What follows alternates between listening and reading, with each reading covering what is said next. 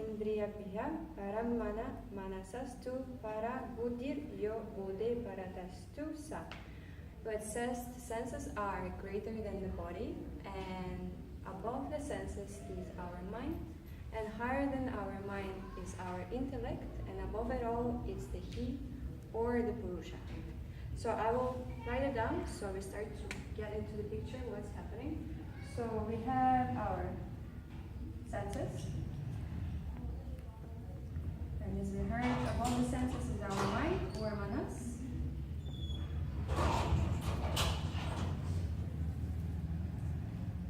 And above the mind is the intellect or the buddhi, as we already know.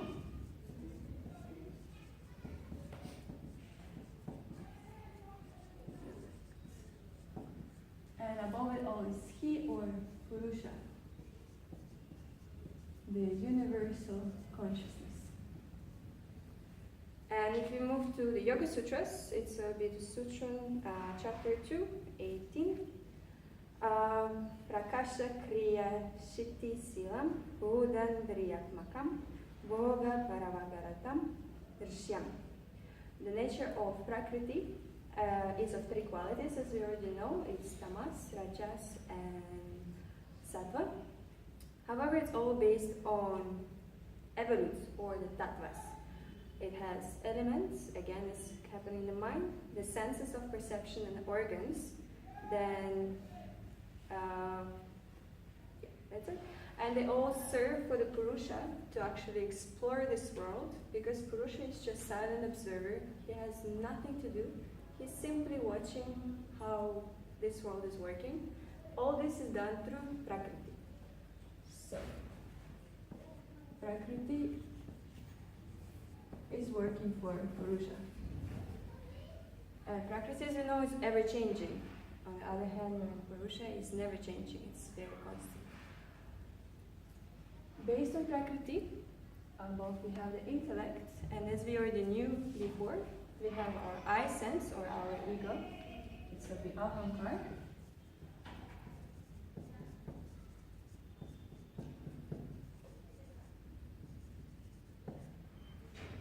And on one side we have the mind, and we have 10 senses. As last time our lovely teacher has mentioned, 11 senses.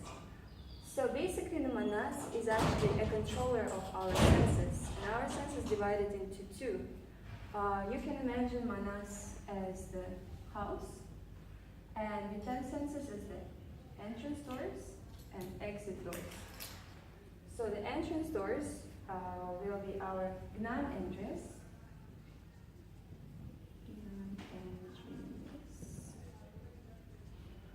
Or the sense organs. Very easy. You know the sense organs, right? So it's hearing, seeing, smelling, tasting, and touching. So there are 5 Gnan entries. And on the other hand, 5 exit doors. It's 5 karma entries. And as you know, karma, so it's the senses of actions. And this will be a little more complicated, but it's still senses. So Manas is getting all the information through the Gnanendriyas. He's observing and deciding what to do, and he's doing these actions through the Karmendriyas. So it will be our hands, our feet, our reproductive system, our excretory system, and speech.